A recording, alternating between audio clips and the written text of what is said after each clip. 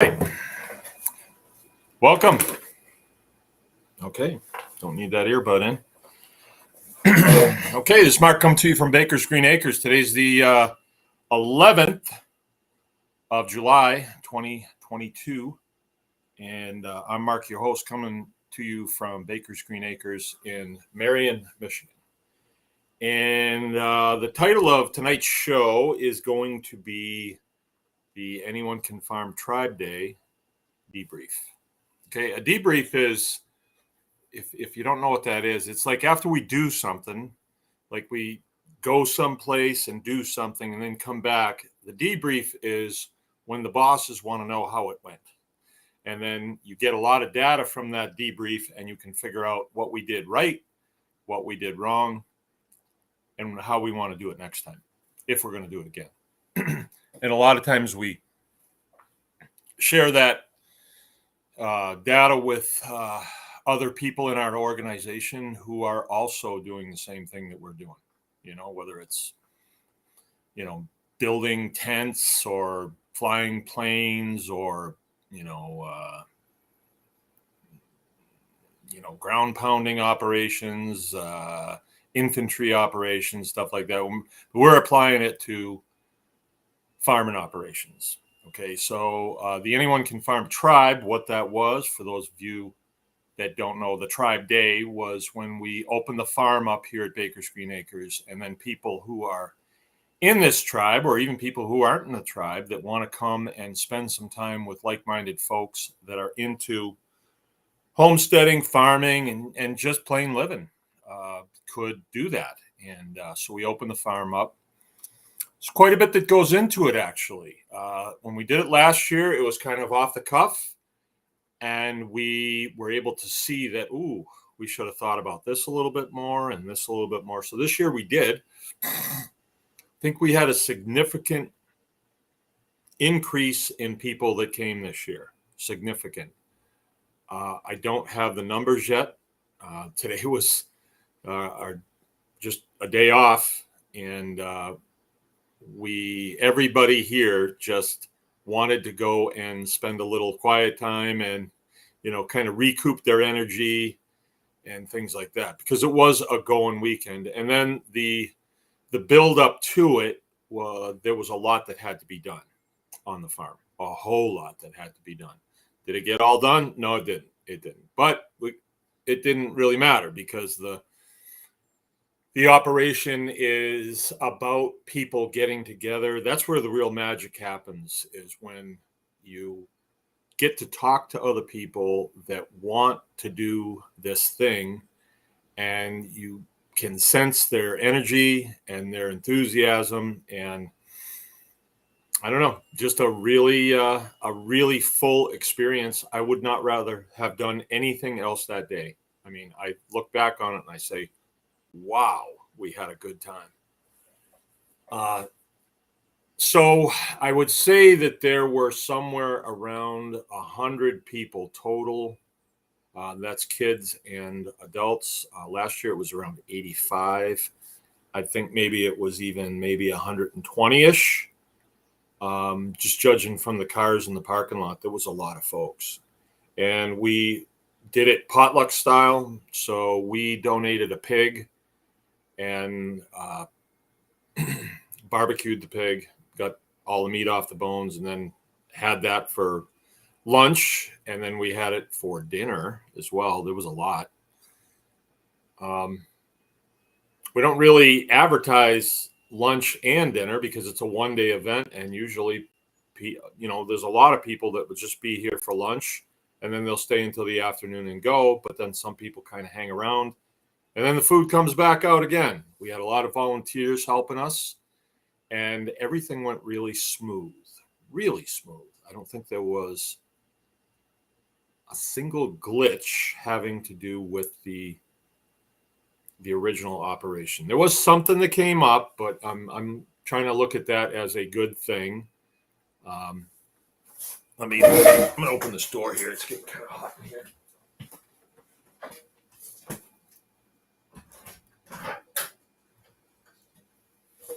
And we did a debrief yesterday with the people who were still around to try and get some input as to, hey, what are we doing here? What happened here? Why are there all of these adults interested in this? And what's with the sense of urgency? What's with the sense of enthusiasm? It was really there. And in my mind, the debrief was about replicating this in other locations. To me, that's where my mind goes. We want to train other people to do this at their homes, at their farm, with their group of people, right? And so I posed a bunch of questions, and man, the idea started flying back and forth, and a lot of the stuff got written down, and I'm sure all that information will be crunched, and some good things will come out of it. I can tell you one thing that was said that when I heard it, I thought, well, that's a good idea. So the day was broken up into 4 different blocks, 2 before lunch and 2 after lunch. But during that block of time, there were 2 different presentations being given. And the presenters were people who do the thing, and they were able to present because they know how to do it. One of the presenters was my son, Frank. He butchers a lot of rabbits. He's the rabbit growing guy around here. So he was able to present to this group of people how to butcher a rabbit. And I think he had one of the biggest groups. And he got a little frustrated with some of the boys that were in front that were getting out of hand and stuff. And it was pretty fun. I didn't sit in on any one class. I kind of kept rotating around. I did a class on biochar. I think that went pretty good. The questions were good. The enthusiasm was good. Beautiful day, nice, bright, sunny, but it wasn't super hot. It was toasty, but it wasn't super hot.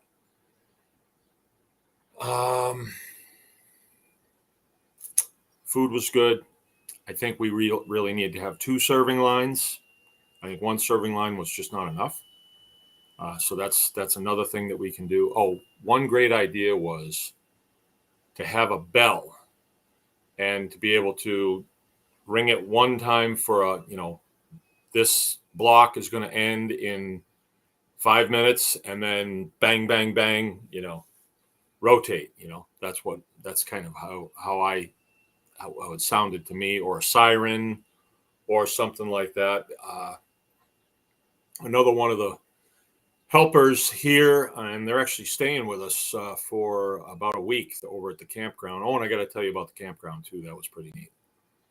Her idea was that we should send out a notification on people's phones. I like the bell idea better, because I ditched my phone for the weekend, and it was really nice to not have it bothering me. We had radios, we got these little handheld radios that we didn't need them. I didn't get called on my radio one time, and I didn't need to call anybody on the radio one time. So that was nice to do, but we didn't need them. Well, we'll have them for next year. There was one great idea. I wonder why I'm thinking about this great idea right now is what wound up happening was Tribe Day was on Saturday. A pile of people came in Friday just after noon to set up their campers over at the campground. Campers, tents, tacos, whatever. There was people setting stuff up. And then we had campfire. On Friday night, what else are you going to do? Wound up staying up way too late myself, but had some great conversations at the campfire. Saturday went off as planned, pretty much so. Maybe we shifted back in time a little further than we wanted to. There was a couple of things that we can do differently, I think. But then Sunday, Parker Holmes came over from Homestead Provisions with his sawmill. And he proceeded to saw up some logs right off of our place here. And I, for one, was very impressed by that. And okay, Amy, I'm going to mention your name. Amy came up with an idea. She said, well, why don't we on Sunday have a skills sharing day? So let's say that you spin wool, so you could bring your pop-up tent and you could put it up and you could sit there and spin wool. And if you make mittens, people could buy your mittens. But then the people who were here for the lectures on Saturday would have the opportunity to cruise around to these different skill centers and see what people are doing. And, you know, the guys over there running the wood mill, when he shuts it down, you can say, well, what's this? And how much did this cost? And how much fuel does that burn? And it was amazing. What's that board actually worth? What do you have into that board? It was really incredible, the things that we learned yesterday. I was seriously impressed with Parker and his capabilities and how here's the thing. His capabilities are thrilling because he can help us, you know, and he needs right now in his life, he needs dollars for what he's doing. He's putting a homestead together, but he's got this mill. So he needs dollars. I need wood. I have some dollars. I can give you the dollars for the wood, or I got pigs. I can give you pigs for wood, or I can give you beef for wood, or I can hire him to come here and cut my trees down and mill them up into lumber. If I ask him to, I think he would. He actually said he would. You know, he said, I'll come to your place if you have your logs staged and they're ready to load up onto the mill. I will mill them at a reasonable rate for $70 per hour. I thought that was pretty nice. And he's an efficient guy and, you know, very professional. So that was really neat. But let's say that you had 20 guys showing off their skills. Their reason for showing off their skills is to show you how they can support you, and then you're supporting them too. And we do that here. Our thing is teaching right now is teaching, but you know, we do other things too. And so we offer this teaching. This class or this tribe day was a teaching event, but I did do a little teaching. I did the biochar and a couple other things maybe, but we had people that actually bartered with us to be able to come to the event, which is really nice. Really nice. I got some nice lumber out of the deal too from Parker because he milled up a couple of my logs here as a demonstration, but the mill left and that nice pile of 1-inch boards was sitting there, a couple of nice 2x4s and some other heavier pieces of wood were sitting there. Very nice. Very impressed by that. So maybe that's what we'll do next year. I don't know because nothing was finalized, but it seems like a good fit. We have the space to do it. Kind of thinking that the skills sharing day would be over at the campground. The farm would be, you know, for the first day, but then the second day would be at the skill sharing area. And it could be a more spread out sort of like, I don't know, sort of like a trade show type of thing, you know, and people could even sell stuff if they wanted. You make something, you want to sell it. Okay, go ahead. And then maybe even farmer's market, you know, if people want to, that wouldn't be a bad idea too either. Amy, did we ever think about that? Having a farmer's market next door for Saturday, because there was a lot of eating going on here. And so why couldn't people who are camping be able to buy certain things? I think that'd be a beauty of an idea. I even thought of putting in a little concession stand for in between, if you want to snag a bottle of water or a greasy cheeseburger, maybe, or something like that. You could in between, or some McDonald's fries, something like that. Yeah, the cleric saying skill sharing and marketplace. I love it. The market. That would be a great addition, says Amy. Skill sharing marketplace. Get the outpost operational. Yeah, that's true. That's true. That is quite true.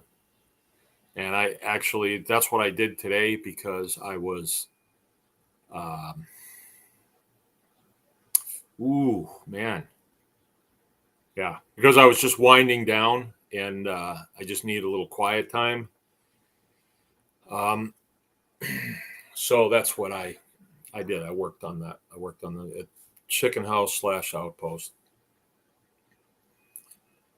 So anyway, it was a good day. But what I kind of wanted to delve into a little bit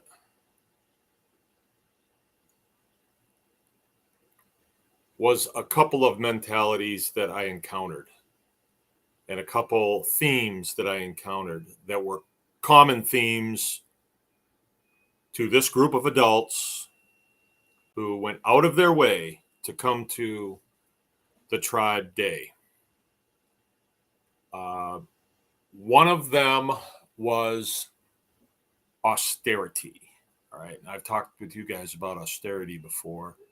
Austerity to me is a operation that is imposed, and it's imposed either physically, like we stop the trucks running, so you don't have fuel, gasoline, oil, food, toilet paper, all that stuff. And then there is the psychological end of it, where you just tell people on TV that there ain't no toilet paper. And then so people go out and buy pallets of toilet paper, and then there's none for anybody else. It's a psychological operation that creates what they basically want, whoever's stirring it up, and it is austerity. And after a while, it sounded to me, it gets to be a mindset that people have. So it's almost as though if they have succeeded in doing this. They, them, the deep state. It was definitely being done. The toilet paper thing wasn't because there was a lack of toilet paper. It was done. It was on TV. They stirred it up because now there's plenty of TP. I think this is my point of view, and my point of view is from looking out from this little farm through what the news sources that I seem to find a little bit of truth in. And what's truth? Well, somebody tells me this rendition of the story and somebody tells me this rendition of the story. One of them sounds good and one of them doesn't. And you get this feeling in your stomach. And that's kind of what you base your truth on. And then there's what you observe too, as well. That's what you observe. So with the toilet paper thing, I've told you guys this before. I have a family member that was telling me, holy smokes, we're down to 2 rolls of toilet paper. What are we going to do? And I said, well, just get napkins. The next time you go to the store, get napkins. No, you can't. Why not? You can wipe yourself with a napkin. No, they said on TV you can't. It'll clog the pipes. And for me to try and undo that yarn that has been sent that way, that a napkin that you've wiped yourself with will clog the pipes, but somehow a toilet paper will not. It's pretty hard to undo that in somebody's mind that believes it in the first place. So there was definitely a psychological operation. And so what I did notice was there was a couple of folks that were new. And I noticed that their point of view was austerity. They had the austerity mindset, like there's not enough. And that therefore we got to jump into this homesteading stuff. We got to spend time with these people because these people know what's going on. And no foul, no foul. I'd rather have them under our umbrella than not at all.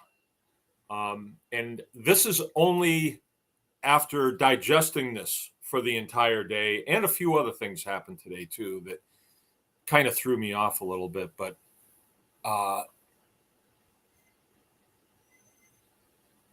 the abundance mentality is what we really want in our lives. That's what we want. We have to, if your mentality is austerity, then all you see at the gas pumps is how much gas costs. You don't see how far a gallon of gas will actually take you in comparison to walking. You don't see that. And so you just get wrapped up with, oh, this stuff costs a lot of money, instead of thinking, well, at least I'm not walking.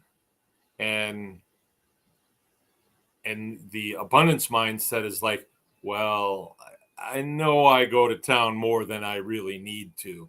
So I'm just going to cut my trips, my driving down, because I'll just start making lists. And when I go to the store, I'll get everything I need. I got to tell you, I after thinking about this today, I'm working on my chicken house / outpost. I'm working down there, having a great time. And I get to this place where I needed an elbow. I needed a 3/4 inch PVC elbow. And I go digging through my box of spare parts and stuff. Wow, I don't have an elbow in here. Usually when I go and I buy PVC barb fittings, I usually get extras just so I don't get hung up like this. But, because of the course of events of the day, and I was kind of tired and stuff, I thought, you know what? I'm going to sit in my air-conditioned van, drive to my favorite hardware store, Ebel's Hardware, over in Falmouth, Michigan, and I'm going to get me $1.35 elbow. And that's it. And I'm going to come home. Now, if my son said he was going to do that, I would say, okay, well, make a list of other stuff that you need, because that's quite a trip for $1.30 elbow. But, nobody was watching me, and so that's what I did. I didn't have to. That's an abundance mindset. It's like, well, I got a full tank of gas, and I want to cool off in the air conditioning, and I got opportunities coming up this week that I'm going to do really well on. I'm selling some pigs this week. So I'm going to enjoy myself. I'm going to do this. And it did a lot for me, actually.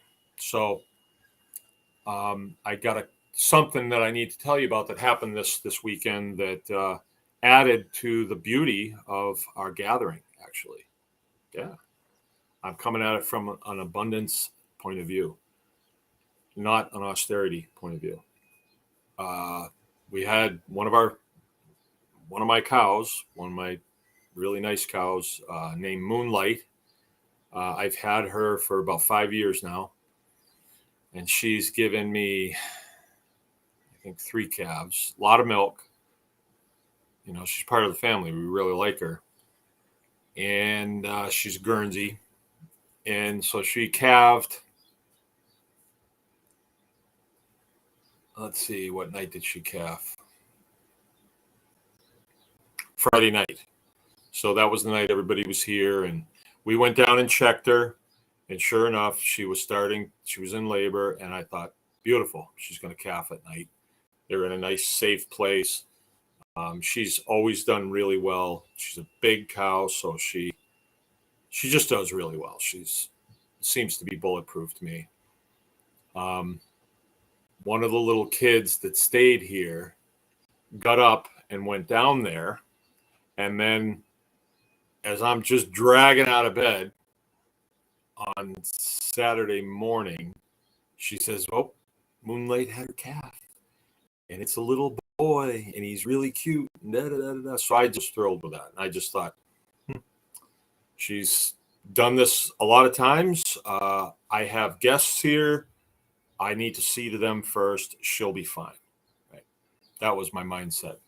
Well, a friend of ours, Joe Higgins, came over to see her, and then he determined that there was a problem, right? And so he flagged me down. I was giving kids rides around on the Jeep, and he says, "Hey, we got to get this calf up to the house, and we got to get Moonlight up to the house." And so we did, and it was a great amount of effort to get her up there. And then he said, "We got to do this, we got to do that." He was really flying, and so I guess we authorized, yeah, do what you got to do, and um,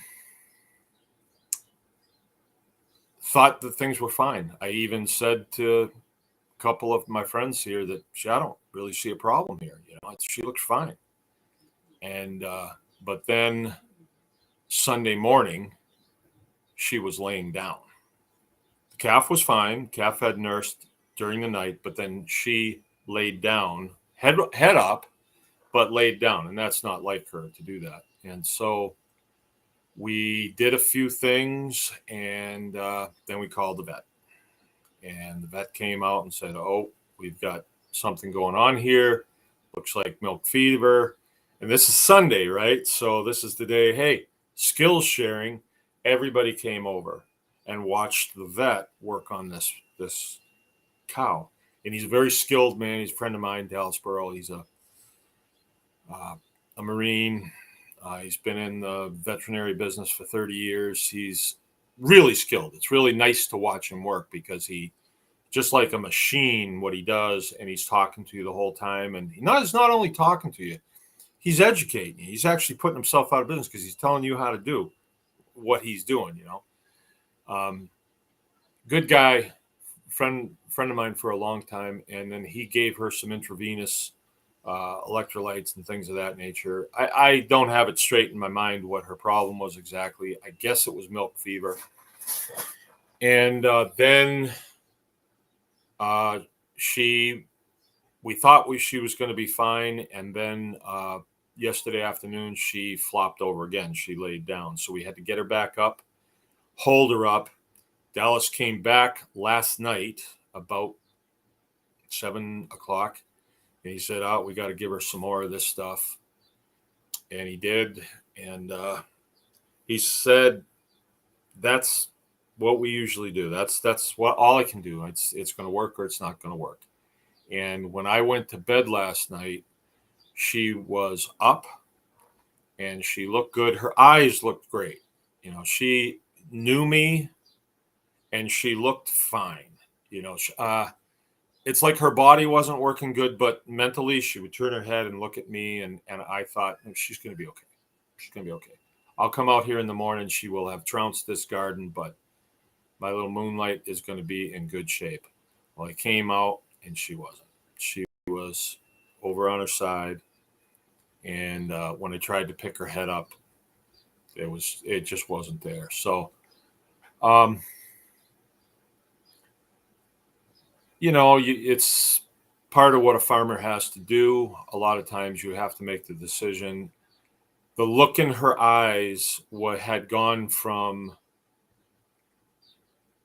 "Hey, you're going to milk me and give me some grain," to fear.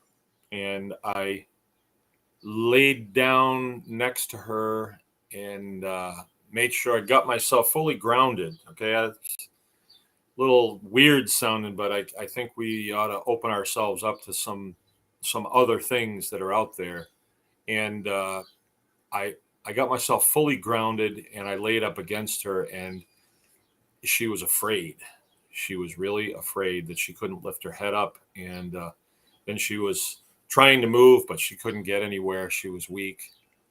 And I texted the vet and I said, "No, doesn't look good." And he said, "We did what we could." And he didn't tell me what to do. It's my decision. And so I had to make the decision. And I do things like, okay, well, I will go clear out a spot for her. And that's going to take me a half hour. And when I come back, if she's not better, then I guess this is what needs to happen. I need to put her down. and I go clear the spot out, and I come back, and she's moving around a little bit more, but not enough. And then the bread man pulls in, and I said, okay, well, as soon as he leaves, then I will.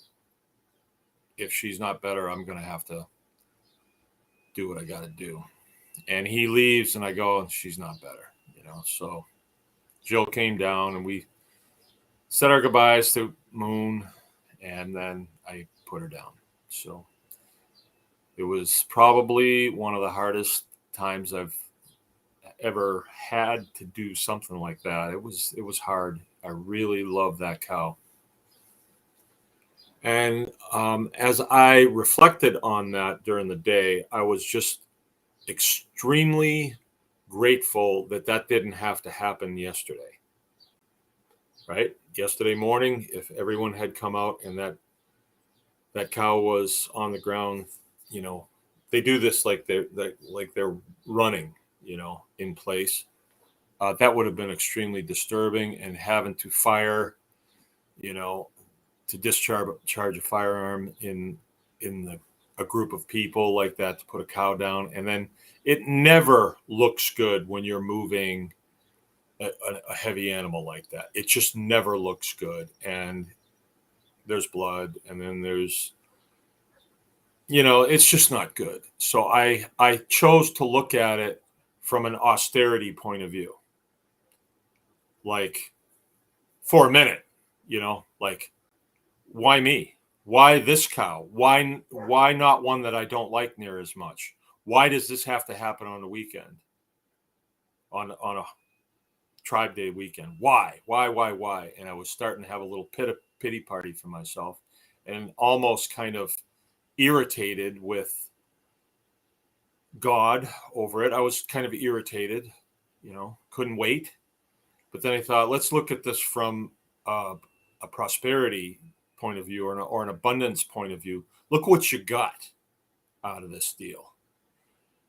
You hosted a group of people that are forward-leaning homesteader wannabes, farmer wannabes, serious people to your farm, and you want to impress on them the beauty of farm life, but the reality of farm life. But I didn't want to go to the I was just glad that we didn't have to go to the reality yesterday that I had to go to today. It's just a reality of farm life. But I was glad I didn't have to do that yesterday.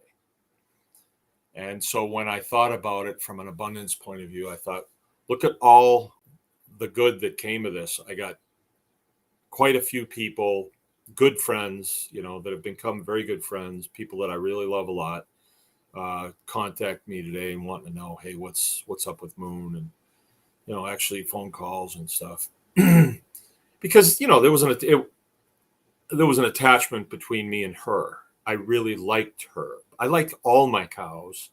I even love them. Actually, I do love them. They nourish my children. So how can you not love them? And I think people got a feel for the reality of that thrill of victory, when you're, oh, here's how biochar works, and here's the victories that we've had with that, and look at this, and I take a pail of it and I say, the pigs will eat this. I take it out there and they actually eat it. So the thrill of victory, but then the agony of defeat. It wasn't really defeat. I mean, something went wrong within Moonlight, and she was going to die, regardless of what I did, what Joe did, or what Dallas did. She was going to die. It was the abundance mindset is, well, this was going to happen. I'm just so glad that it happened down in the back field, or Sunday morning, up where everybody would have seen her. It happened at a time when people could experience it somewhat and really get the feel for what this life that we're involved in is. So I couldn't have staged a better event. I really couldn't have staged a better event. And there was some there was some emotion flying for sure yesterday. People were wanting to see that she was cared for, and you know, I had to eat a little. I had to eat a little crow myself because I didn't see the problem the day before. I even said, Dion, I'm not sure that there's a problem here. I don't see it. Yeah, well, when she's laying on the ground, now you see it, don't you? So Joe was right. He was absolutely right. So Joe, Joe doesn't listen to this show, but he's our guru when it comes to milk cows. He knows everything there is to know about milk cows. Everything. He really does. And he's turned out to be a really good friend. So that happened, and today in the course of my grieving, I had to process everything that happened over the weekend, and I thought about it from the point of view of austerity, and then I thought about it from the point of view of abundance. And as I did that, new clarity came into my mind about what we are witnessing daily, through the mainstream media, and it even filters down into the mainstream media puts out some BS, right? But then the alternative media, the guy we trust, they take it and they pull it apart and say, well, it's because of this, and it's because of this, and it's because of Sleepy Joe and all this stuff. And I'm not sure that that's all that smart to really go down those roads. If you just look at it as okay, the mainstream media says there's going to be a food shortage. Well, you look at it from the abundance point of view, it's like, yeah, we were going to go to Disneyland this year. I think we'll spend it on, a new garden tractor and some good compost and some seeds. And let's get some fencing done over here so we can get some cattle in here. Let's go get ourselves trained on how to process animals. That's the abundance mindset. Because as soon as you have that skill of fencing, then it's like, oh, let's keep fencing. This is great. Let's keep going. As soon as you know how to grow a vegetable garden effectively, Katie bar the door. The abundance mindset is, I'm going to take this pea that has almost no value. I'm going to put it in soil, and I'm going to get a half a bushel of peas out of it. And you're doing what? It's growing while you're sleeping. It's growing while you're, at work doing what you're doing. So I think that is something that I took away from this weekend. People, and I'll use some names here, like the Stumpos, for instance. When I first met them, they were like, they could see that there was something here that they needed to understand. But now, as time has gone by, I'm seeing, okay, they get it. They truly get it. And they're on the road. They're on the road. Just keep going forward. They're not going to stop now. It's not going to happen. So the abundance mindset says, all I have to do is show up every day. That's it. All you have to do is don't quit. Maybe some days you walk a mile, some days you walk 2 steps, but don't quit. Right? The austerity mindset, if you dwell on that, you will quit. Think about that for a minute. The austerity mindset, you will quit. Because it's always going to be something, the austerity mindset would be, oh, yeah, you're talking about a pea and planting a pea. What about the rabbits that get in there and eat the pea plants? Wow, that's a stretch.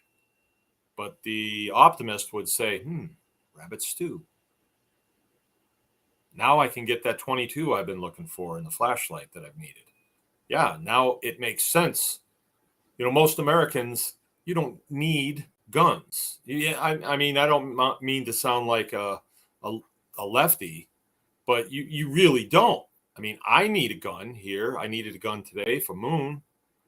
Um, but most Americans that live in a suburban neighborhood, you really don't need a gun. This home invasions are not all that common, and zombies coming to the front door is not all that common. So, but then if you're gardening and you have a rabbit that is wanting what you've planted before you get it, oh, now you need a gun. Oh, what can you do with a dead rabbit? Oh, wow, abundance. You can do a lot of things with a dead rabbit. Oh, I missed that little son of a gun. Okay, now you got to practice. Now you need to get some ammo and do some practicing. And then, I I hope this makes sense to people. But we had these things in the Air Force. They were called oh man, Andy, we went down this road before, but it was our training records, right? And there was all these things that you were supposed to be proficient on. And it was simple things, and then it was complex things. The longer you were in and the more responsibility you had, some of the stuff was complex.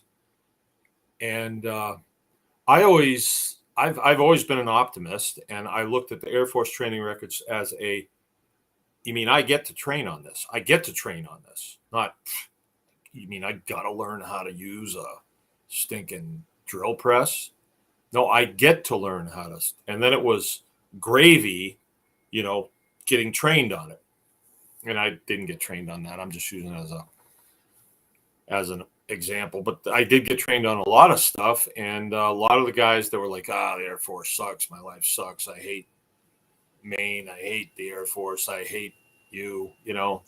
None of that stuff was good for them. They hated it all. So, yeah, that's what I noticed this weekend. And I'm not sure if that's the only thing that will come to me as far as what I've noticed. There could be other things. But for right now, that is what came to mind. Outstanding weekend. Let me tell you about the campground. Right, we had 6 or so trailers, a couple of them big.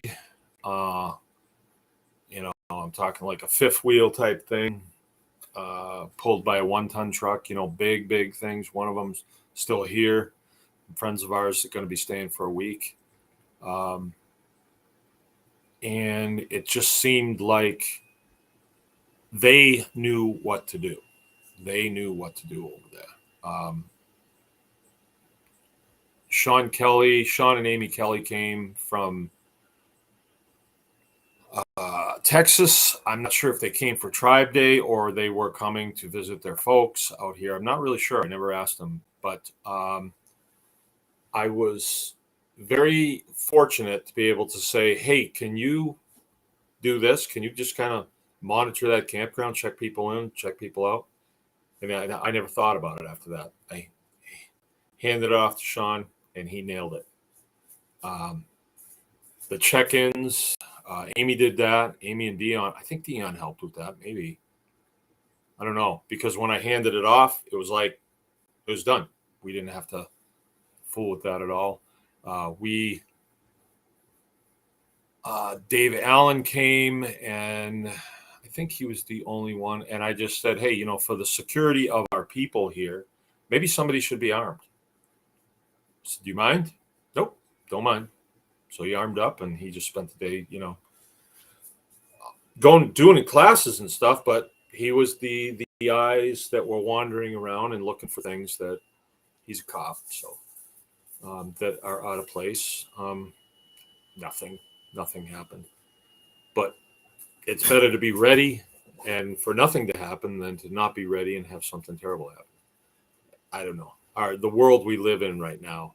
And maybe that is from the austerity mentality, because we keep hearing about this shooting and that shooting. And pipelines getting blown up and refineries getting blown up and all kinds of stuff.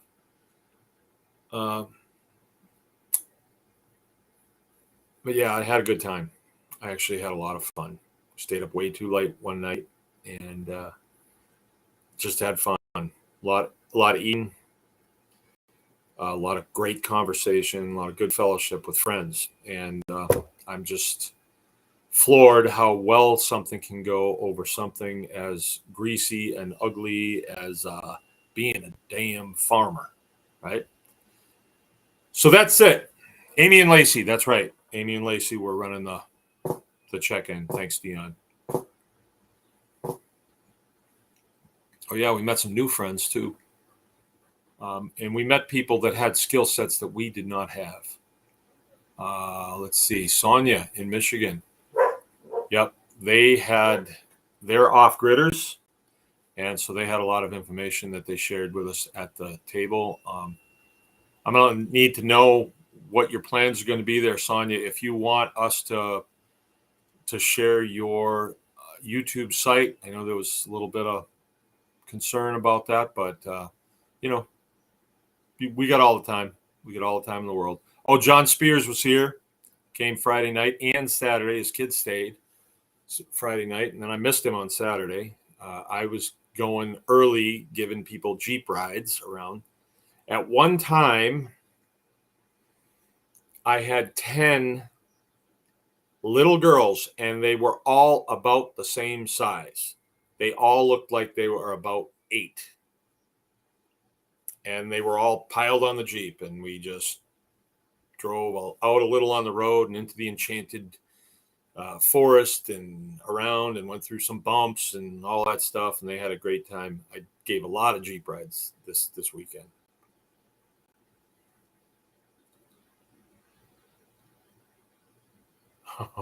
Oh yeah, Sean did a thing on making bullets. He was making some pressing the bullet into the case and putting new primer on and all that stuff. That was cool. Yeah, we had seed saving. We had tanning hides. We had my oldest daughter was doing a thing with the little kids, arts and crafts with the little kids. Of course, the pool was open.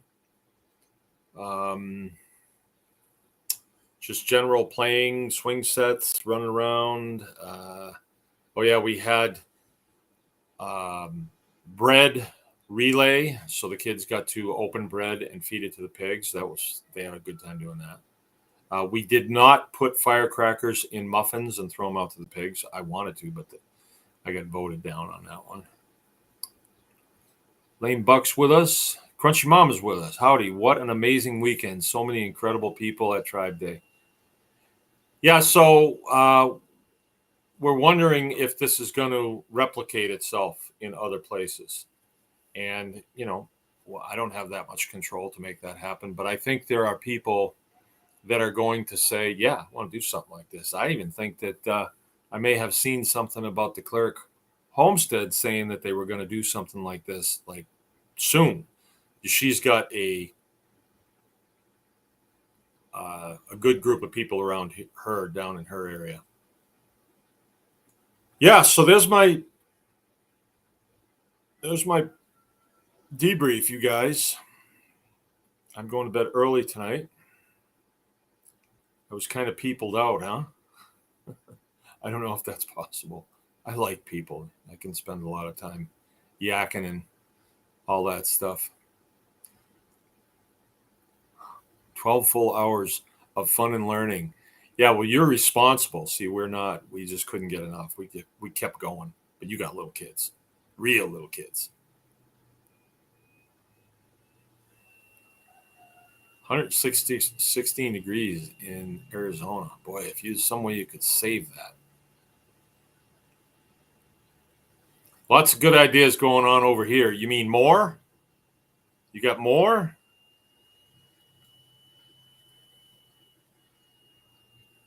And Andy's with us.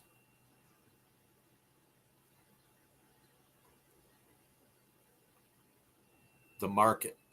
Yeah. What about a concession stand? What about that?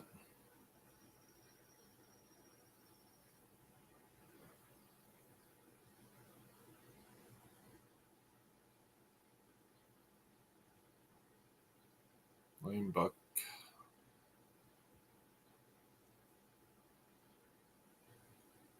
All right. That's about it. I'm going to get going. The next thing we have coming up. Okay. Crunchy Mama. Here we go. We will do a tribe day in October in Texas. And coming from Sean Kelly right there, that's as good as done. October. Okay. That's it. There's our second tribe day.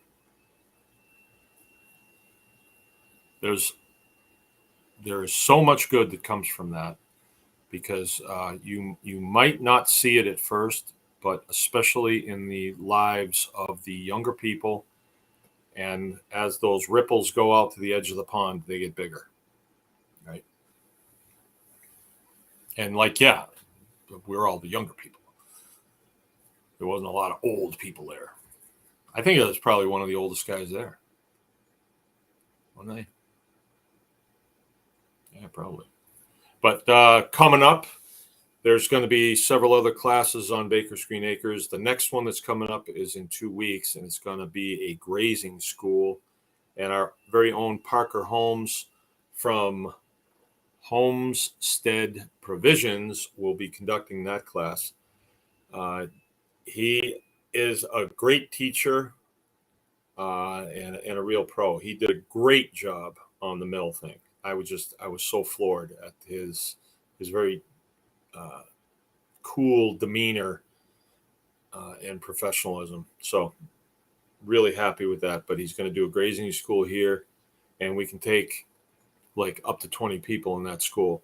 This is beneficial. If you look at it from the austerity measure, and you might be saying, oh, well, friggin' hay is so expensive now because of diesel fuel that I'm not going to graze any cattle. I'll just starve. Won't I show them? But the optimist, the guys that sees a way around, the guy that sees the abundance of this place where we live says, oh, you mean this works better than just feeding hay? Oh, yeah. Not a little better, a lot better. And in every way, you can create some really nice beef this way. Oh, yeah, but you can't get anything in to be butchered. Oh, yeah, but Baker's is going to have a beef butchering class this winter. Oh, yeah, but it probably costs. Oh, yeah, but once I have that skill, I'll have it for the rest of my life, and I can pass it on to my kids. Oh, but my kids are friggin' brats. Oh, yeah, but we'll show you how to make a spanking stick. You can even wrap it with barbed wire. That'll teach those little buggers. So, and I think not only do you want to start thinking that way, you want to influence others to think that way. You really do. I think that's the name of the game here. Stay in the positive, stay out of the negative. My day-to-day was extremely worn thin after this morning's events, and then I had two elderly women that pulled in here and wanted a tour of the farm, and they were both wearing face masks. And there was the little guy on this side that wanted to take a baseball bat to the windshield of their car and send him packing. But then the guy on this side was steady. And they bought, $100 worth of stuff. So, or $50 worth of stuff. So it was,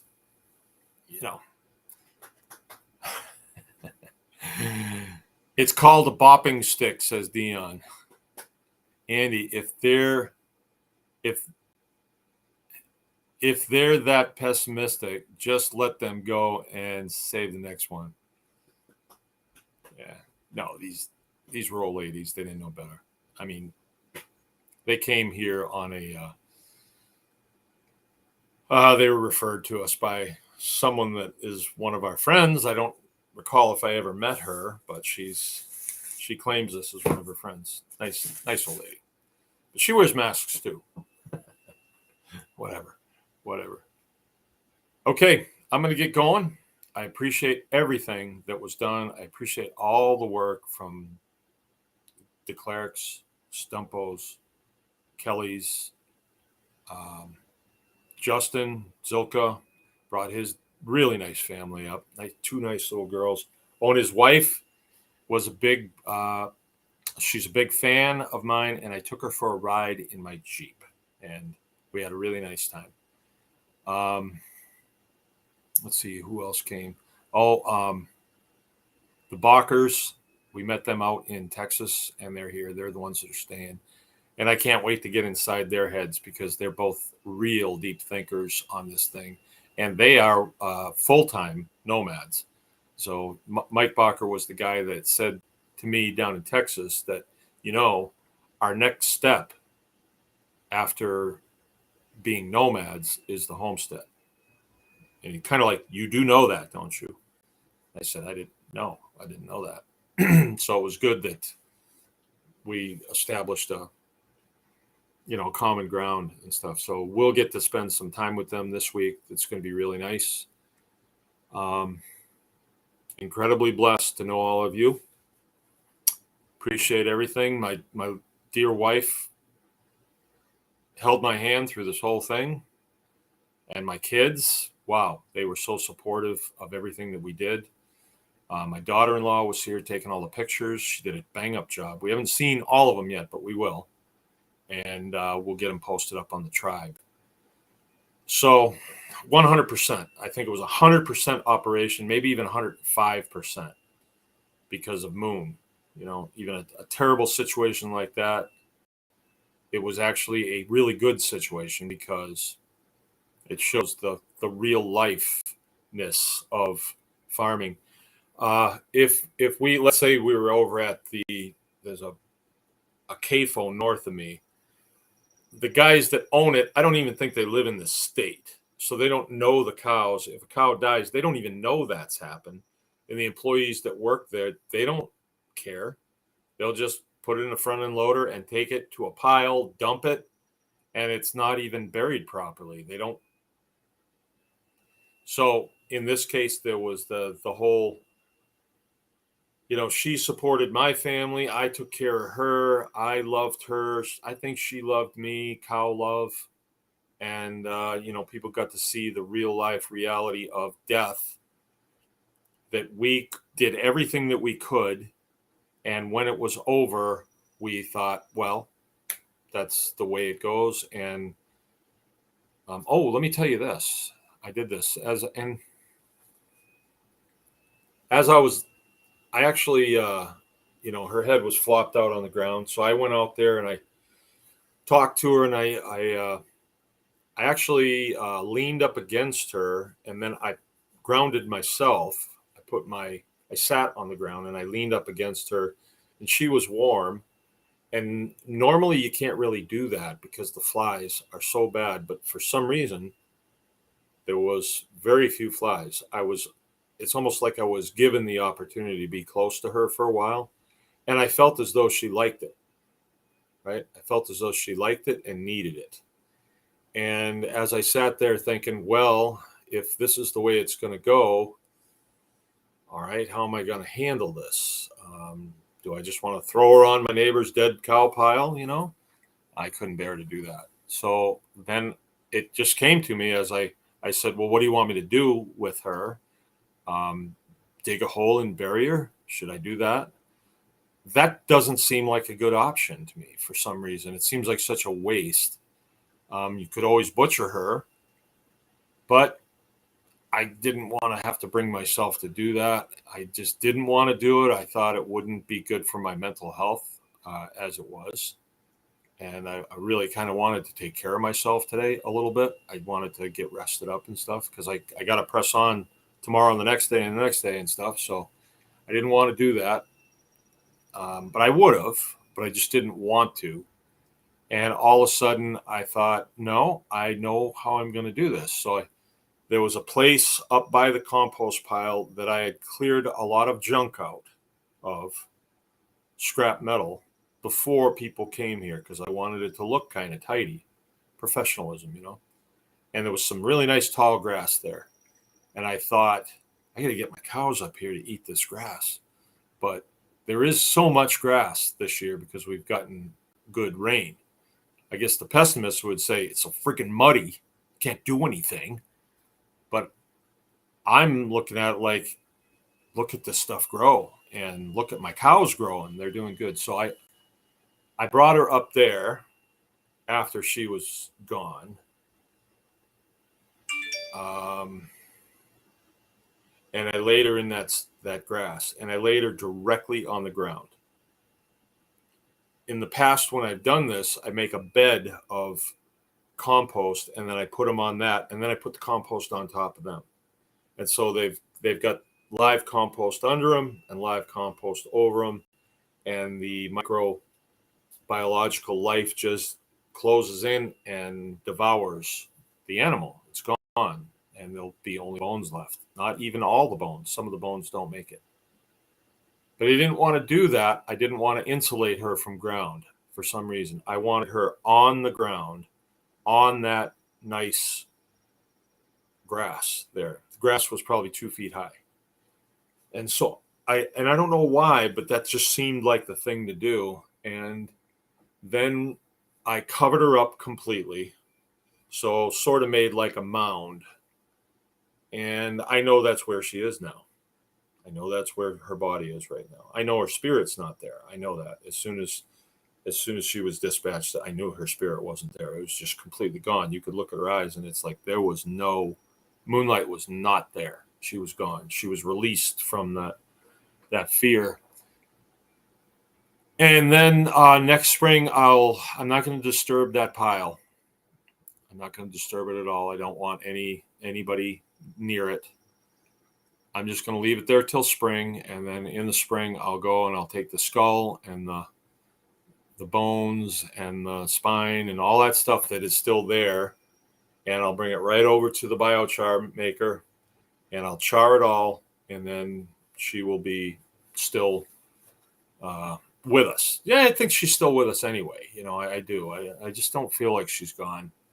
I don't know. It sounds kind of hokey, but I don't think death is what we think it is, actually. That's just my feeling. I'm trying to be optimistic. I don't think it's bad necessarily. All right. All right. Appreciate it, you guys. I will see you tomorrow.